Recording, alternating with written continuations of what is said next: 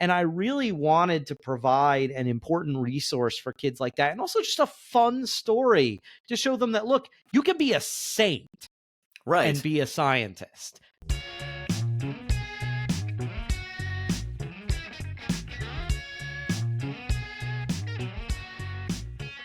Hello there, Gracious Gang. It's Mike Creavey, host of the Gracious Guest Show, the show you have just found. And here we are diving into another fun topic. Today we're going to take a look at something a little bit different. But before we do that, please make sure you like, share, subscribe, all those fun things that we have to do to make sure you keep getting great content from the Gracious Guest Show.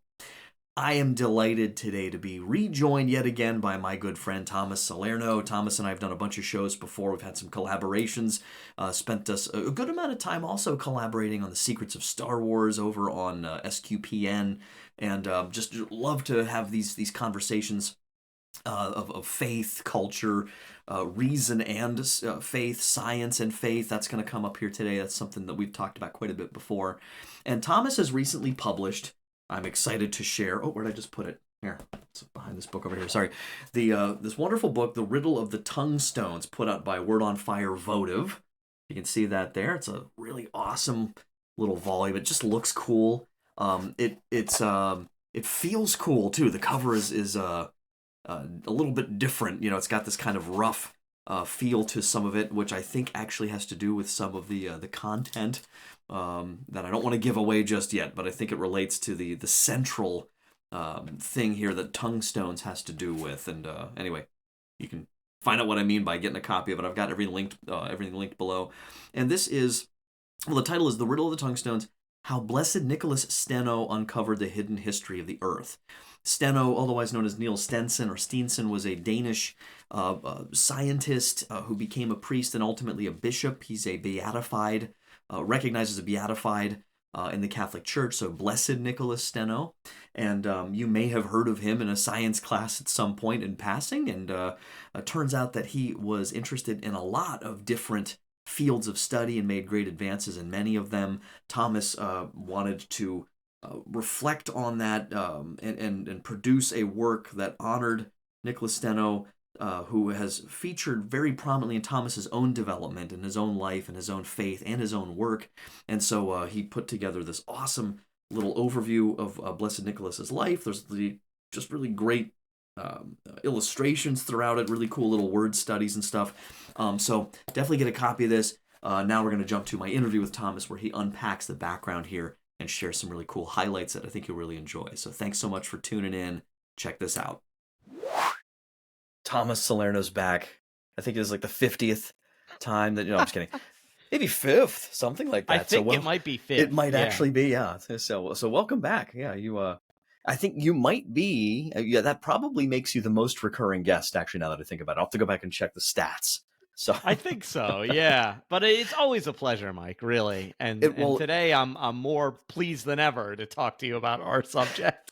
Well, yeah, and it's so it's, as usual, dealing with something a little maybe off the beaten path or unexpected, that kind of thing, compared to some of the stuff I normally cover on here. But also it's got a little more maybe personal connection this time, because we're, of course, here to talk about the Riddle of the Tungstones. Your book, I'll hold it up there nice and close. You've got yours there, of course. So, yeah, and I'm happy to get this out. I think this, if everything goes well, will be actually dropping on Valentine's Day / Saint Cyril and Methodius Day, if you're following the liturgical calendar a little more closely. Yes. But that is, of course, also is that the same week that it's released? Is that right? Yeah, so it released on the 3rd. Yeah. Oh, I'm sorry. So within 2 weeks. 2 weeks. Okay, so yeah. That's right. Okay. And so, just I thought I'd kick things off here and ask you. I mean, if people who've seen you on before know a little bit about your background, but maybe just kind of tell, for those who haven't seen you on here before, aren't familiar with your work, just a little about your background, and maybe we can start to get into then how you came across Blessed Nicholas, who's the subject of this book, of my debut children's book. Yeah, so that's yet another hat I can add to the many, many, many hats I wear. I'm a museum educator. I'm a freelance essayist, a podcaster, and now a children's book author. I can definitely say that. Yes. So I started writing professionally back in 2020 when the pandemic lockdowns kind of threw my whole museum sciences career into limbo, essentially. But yeah, I've been blessed to be affiliated with Bishop Barron's Word on Fire apostolate. I think since 2020, I've been writing pretty regularly for their online blog, Evangelization and Culture Online, which is why I'm thrilled that Word on Fire's children's book imprint, Word on Fire Votive, is the publisher of my debut children's nonfiction book, The Riddle of the Tungstones, or How Blessed Nicolas Steno Uncovered the Hidden History of the Earth. It's so cool because, as we'll get into it more here, the tungstone, like the title is so interesting. You know, it's like the I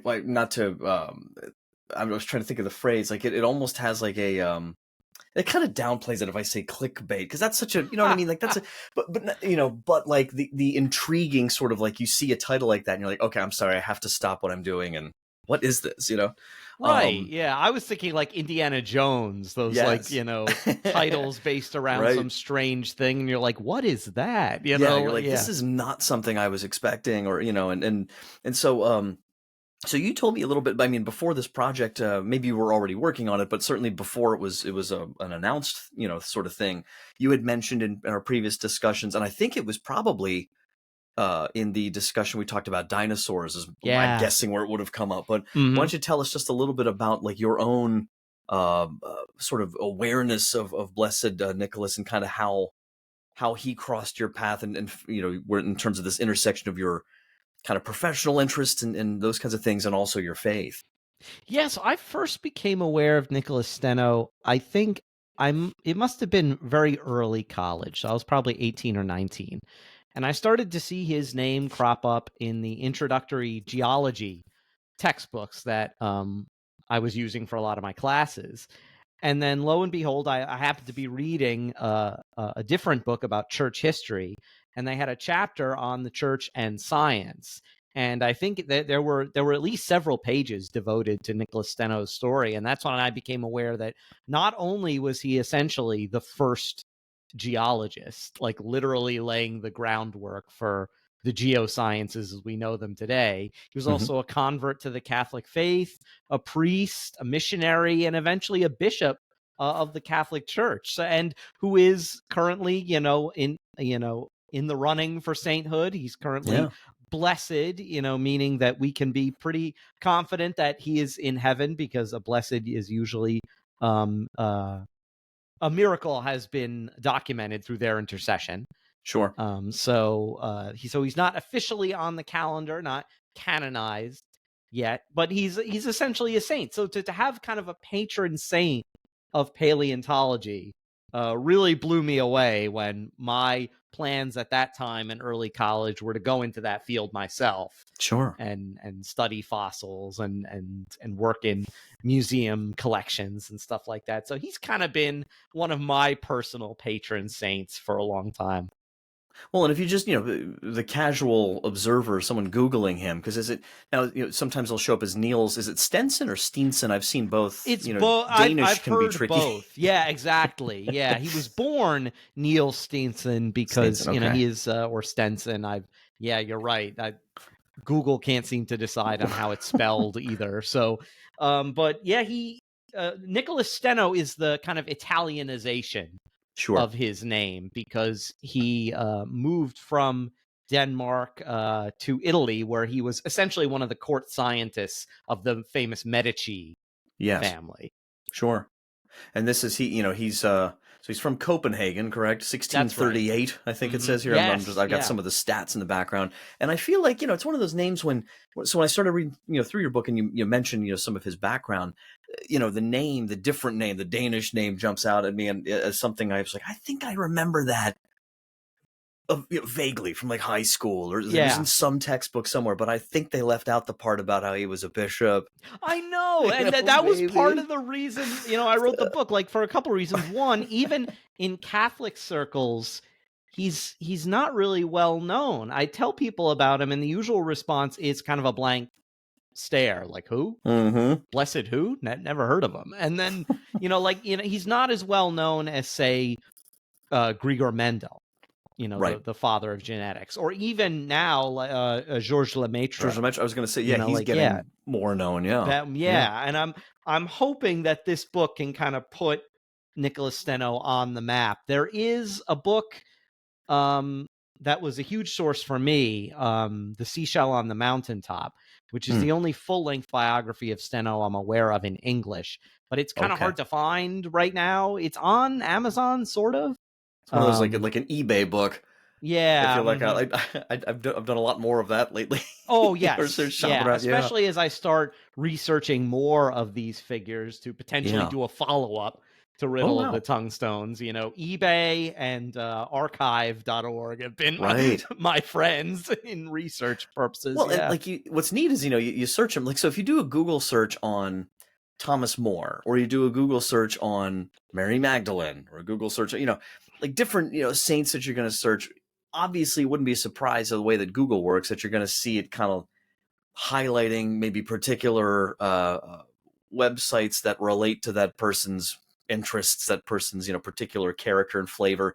And so when you Google Niels Stensen or Nicolas Steno, your top hits, I'm seeing University of California Museum of Paleontology, right? Or interestingly enough, the National Institutes of Health, because they have him down here as he was a prominent Danish scientist who laid the foundations of paleontology, geology, crystallography, which for those of you on your bingo card here, I didn't remember this. I looked this up. It's the branch of science devoted to the study of molecular and crystalline structure and properties. Yep. Stratigraphy, which is the anatomy also, I think, right? Yeah, he was originally a physician, or he was studying to be a physician, and he was an anatomist. In fact, he was considered the best anatomist in Europe, probably while he's on the National Institutes of Health, is that he has I believe it's the salivary duct is named after him. Oh, that's right. Yeah, I think you had that. Was that the duct? Yeah.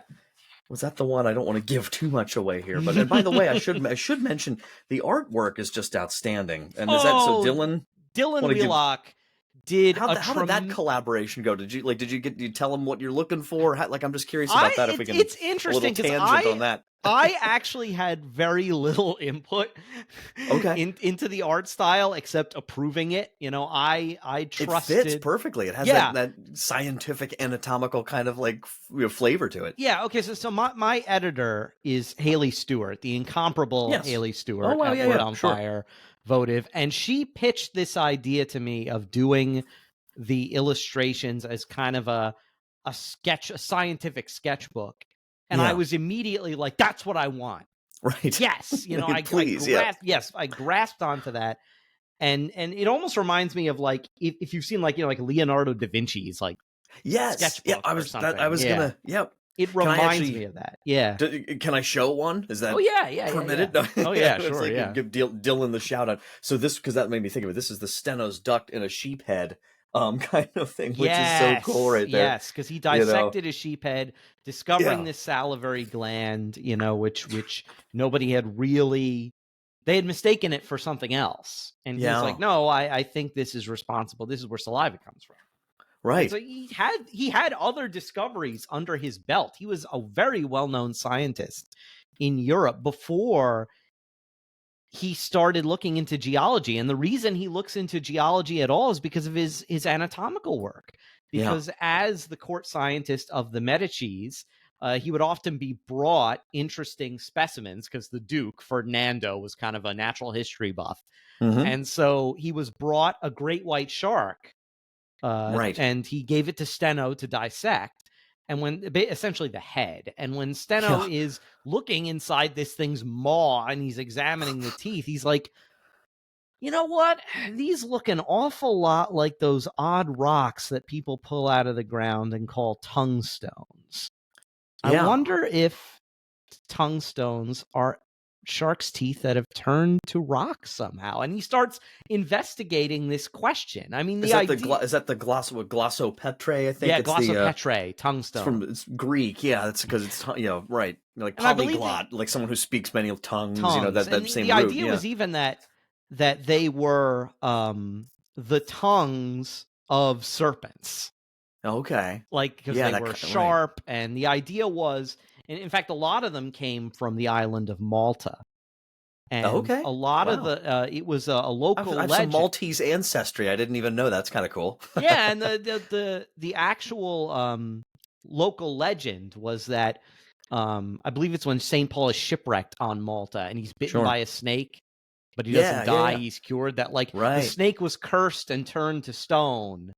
Okay, and that's left cool. its tongue behind as this stone thing. And so that's where the whole name of tongue stones originates. I didn't really have space to put that particular story in the interesting. book. Yeah, very cool. Yeah. And also just their triangular shape just makes them look tongue-like in general. But yeah, so he started investigating this question. The idea that fossils were the remains of living organisms that had been mineralized, that had been put forth before, but no one had really been able to prove it.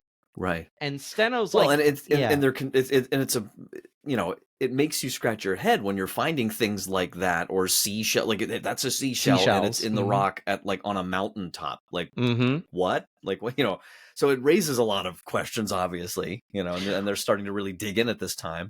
Yeah, and so he's able to use his anatomical knowledge to put fossils and the anatomy of modern day animals side by side and make this sort of systematic comparison and say, look, I think that this fossilization really does take place, because the word fossil, it's a very broad term. All it means is something you've dug out of the ground.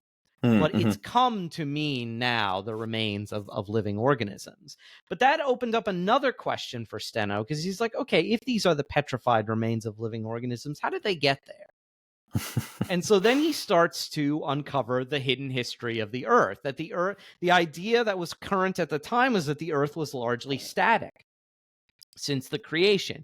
It hadn't really changed much, and what change there had been was mostly entropy and degrading and turning from perfection to chaos. And when Steno, explores the landscape and starts noticing the types of rocks where fossils are found, it's these formations that we know now as sedimentary formations, that he's able to deduce, okay, these rocks, what's now stone, started out as sediment, sand, gravel, clay, silt, that was laid down by the actions of moving water like rivers and waves from the ocean. From his point of view, who knows how long ago? Right. And that over time that they've been, petrified, turned to stone. And so he's uncovering the fact that the Earth has this history, what geologists today call deep time. Okay. That, that you can read the rocks like you can read a storybook and uncover the Earth having a history, just like your body has a history. You can tell something about the history of your life by looking at the scars on your body and the condition of your body. So he was essentially doing the same thing with the Earth. Tree rings too, that kind of, there's these clues. Yeah. Would this be, Thomas, is this what leads to the Steno's principles, kind of delineation? So maybe Steno's talk about that a little bit. That being essentially the ground rules of stratigraphy, this study literally literally the ground rules of stratigraphy, studying rock layers and how geological formations are put together in the first place. So and they're really common sense ideas, but they hadn't really been thought about in this way before. He comes up with the principle of superposition, that the rocks on the bottom of any given formation are going to be the oldest, and the ones on the top are the youngest, unless, of course, the formation has been tilted or even flipped upside down in some crazy way. But if that happened, then it happened after these layers were originally laid down horizontally, bottom to top.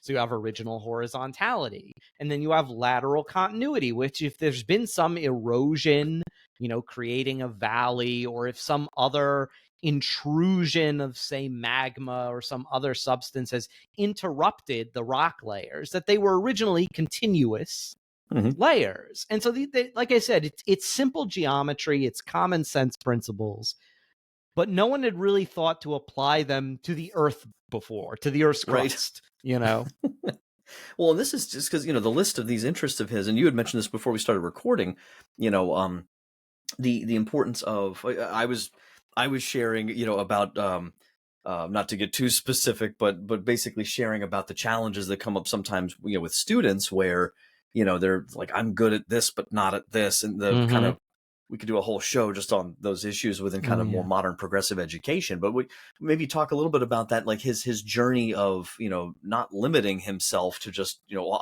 this is the thing I'm going to do, but like really like living out that integrated, kind of educational understanding, which, as we'll get to later, I think is very Catholic, we would probably argue. Yeah, I like that term, integrated, because now I've heard that your first book is often a little bit autobiographical, and that was definitely, I didn't plan it that way, but it was definitely the case with Riddle of the Tungstones, because it was Steno's story in some ways is my story, because Steno was often plagued by doubts about his career.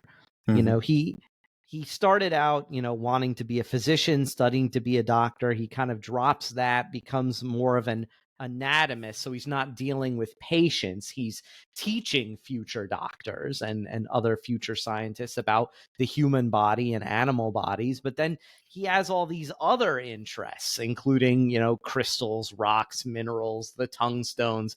And he's thinking to himself, you know what, like, why can't I just focus on one thing? Why can't I specialize?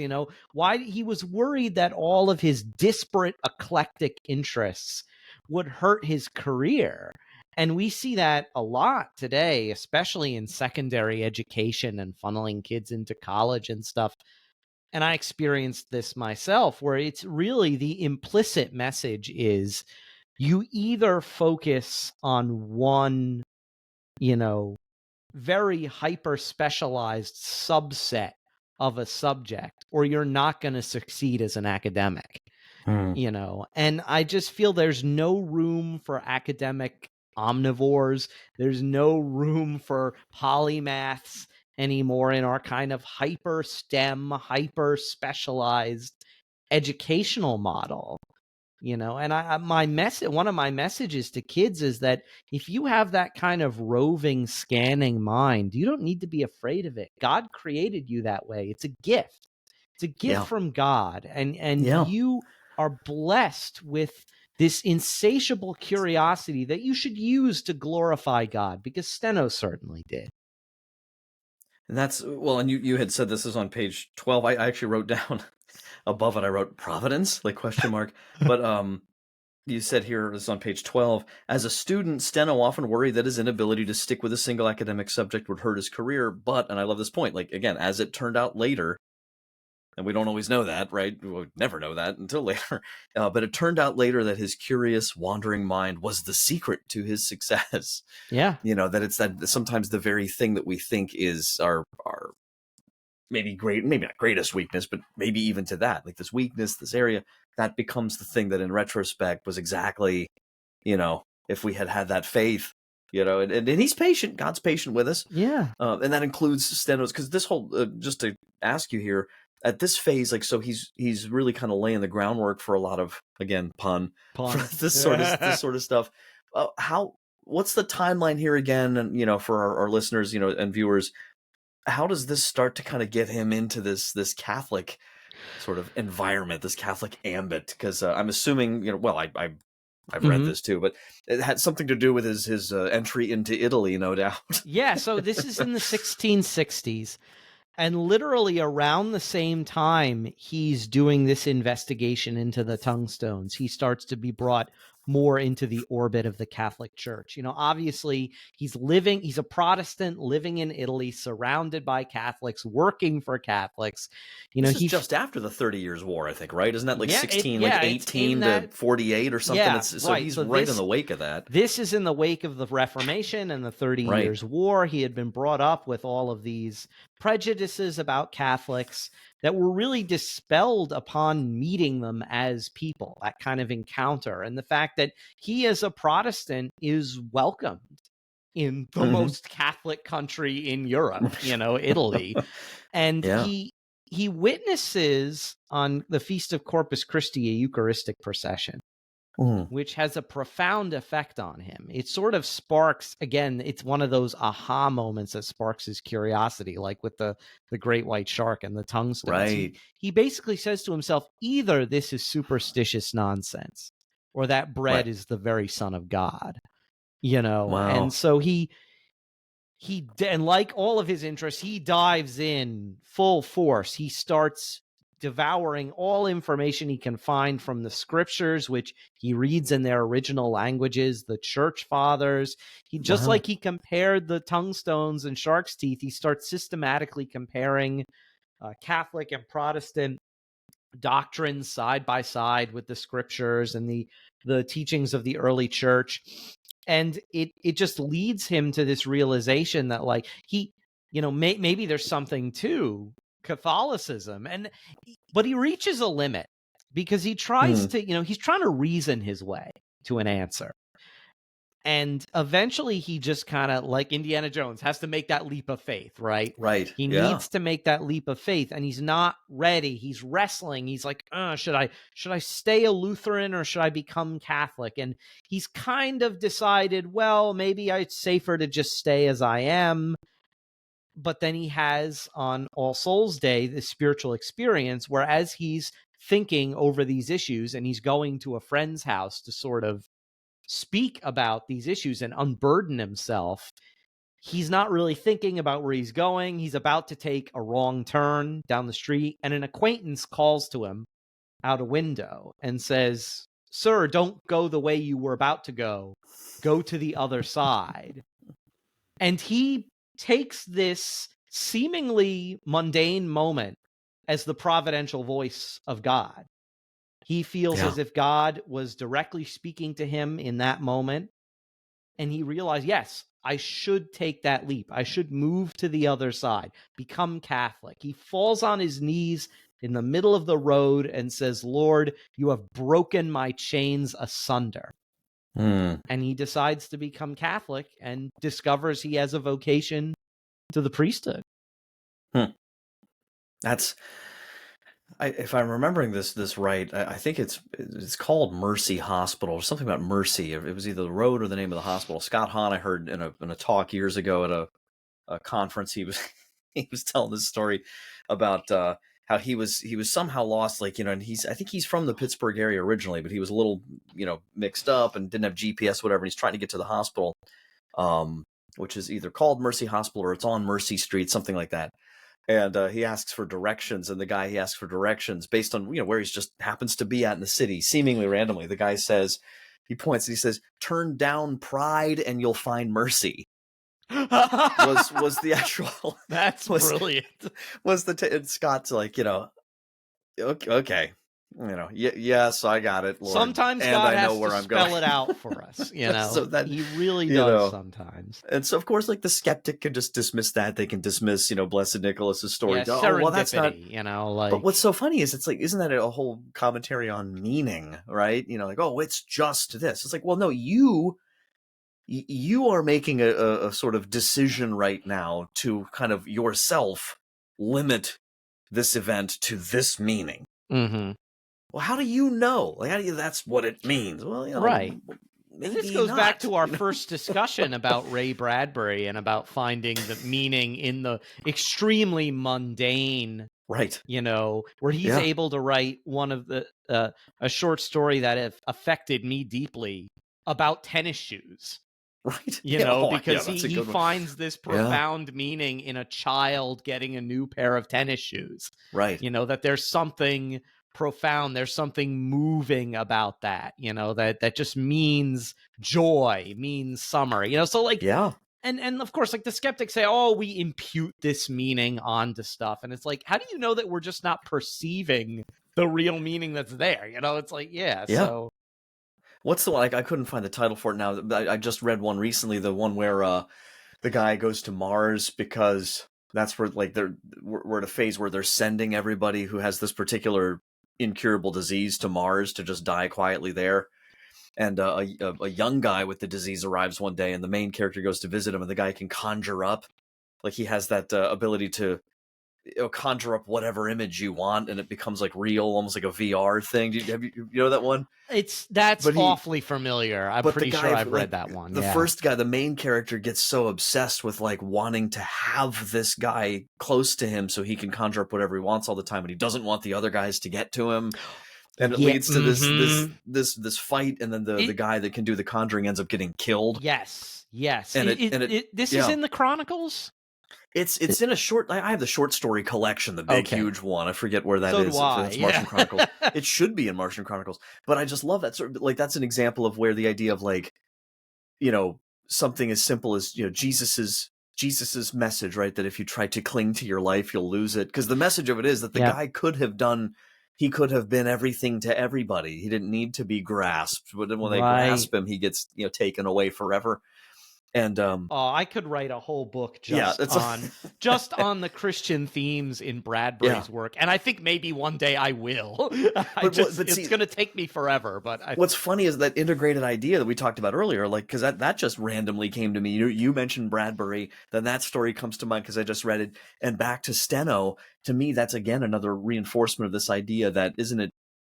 For the sake of all of the sciences that he was so influential in developing, for the sake, of course, we would say more importantly, even, his role in the church and now in heaven, in that example, if he had just picked one thing, if he had grasped and clung to that, like he might have been a great doctor, but like, would he have been canonized or beatified? Would we remember him? Would we have paleontology or geology or crystallography? So.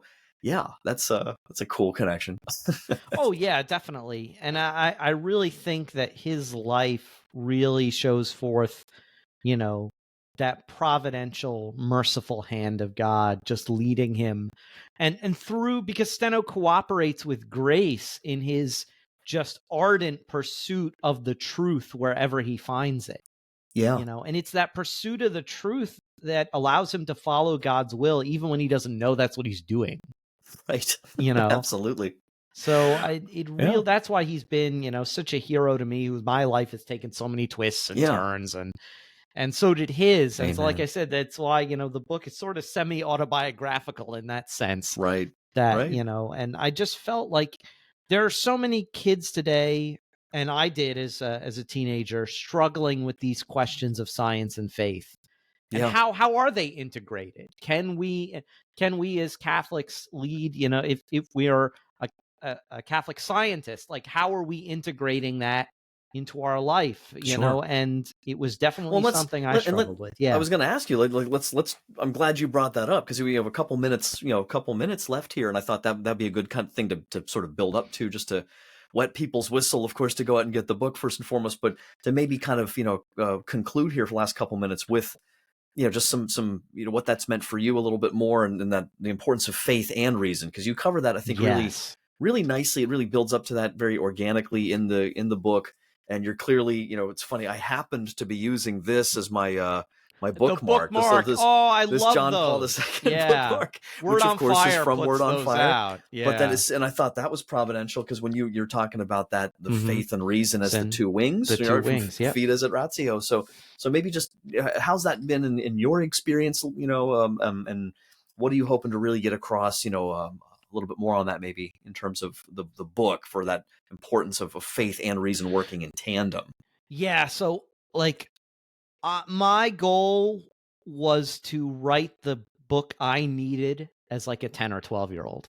Oh, wow. Not only the kind of book I would have loved, because I loved books about explorers and scientists, especially if they were illustrated, but a book that would have answered some of my questions, because it was around the time that I was 12, maybe 11, I started to encounter fundamentalist tracts and materials. And they were very heavy on no, modern science is a lie. It has nothing to do with faith. They're very good at making their argument. They're usually some are better than others. And a lot of these, I even found entire books back then that were aimed directly at kids. Yeah, and often Catholic teen. Yes, and there was nothing really in the Catholic space that was providing a counter to that. And my family wasn't equipped to help me work through these questions, simply because these weren't issues they had, researched or anything like that. And so, I had all these questions and no one was able to answer them for me. Catholic, resources that I did have didn't seem interested in this question. And so, I really started to doubt. Thank God, never abandoned my faith at any point, but struggled with serious doubts about like maybe the atheists are right. Maybe you have to abandon religion to be a serious scientist. The new atheists were just getting started on their sort of crusade when I was 12 or 13. And their message is even more prevalent now because of social media and stuff.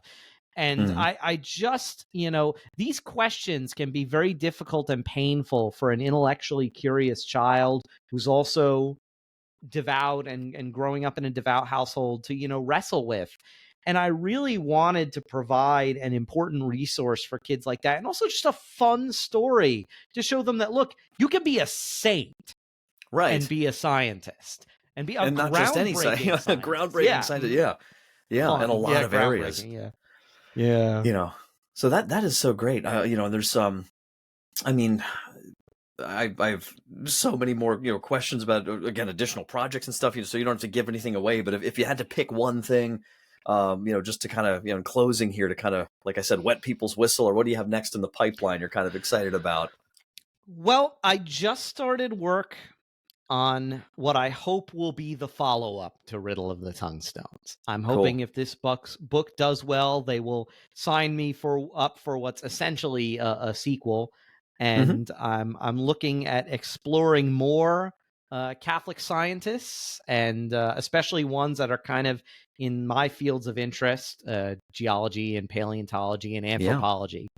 And so that's awesome. I'm hoping now that I've started writing for kids, I've caught the bug, and I can't imagine myself not writing for kids. Well, so I'll tell you, I'd love to see, like, I imagine, like a series, maybe, God will, or a little set, you've like a going into my, like, say, like my daughter's like late elementary school, at that time, I imagine like going there in the classroom and there's like a couple of these on the shelf, or something like that, where it's just, the kind of thing that can really, I would hope, and pray, can, if it's God's will, right, can augment and enhance and sort of deepen that conversation, these kids' awareness of these great figures and someone to strive after.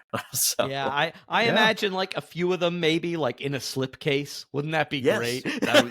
Gotta love the slipcases. Gotta have them. So, well, Thomas, thank you so very much. Just popping by here, being able to share with us about this. I'm really excited. I'm glad we didn't give away too much, right? But hopefully get people over there. I've got everything linked below, and nice. Definitely get hopefully people turned your way. So best wishes and congratulations. It's quite an accomplishment.